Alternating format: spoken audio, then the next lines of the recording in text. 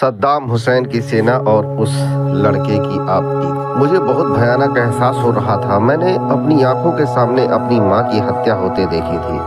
میرے پاس سختی نہیں تھی کہ میں انہیں بچا سکتا۔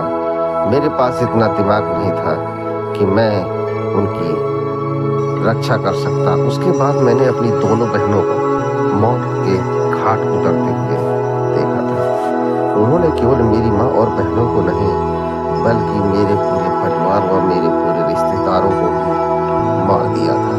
ان کا جرم تھا کہ وہ صدام حسین کے عراق میں رہنے والے کرد ناگرک تھے۔ یہ بات 30 سال سے بھی زیادہ پرانی ہے، لیکن تیمور عبداللہ احمد کو آج بھی اس کا ایک ایک لمحہ یاد ہے۔ یہ واقعہ مئی 1988 کا ہے۔ تب کیول 12 برس کے تیمور عبداللہ جذباتی طور پر نہیں لیکن کم سے کم شاریرک روپ سے اس ہتیا کانڈ میں زندہ بچ نکلے تھے۔ تیمور نے بتایا تھا کہ میرا دل مر گیا تھا۔ میں نے اس قبرستان میں اپنی ماں اور بہنوں کو پڑا ہوا دیکھا تھا۔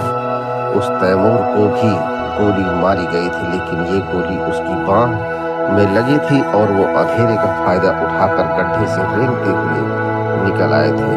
یہ ایک چمتکار ہی تھا کہ ان کی جان بچ گئی۔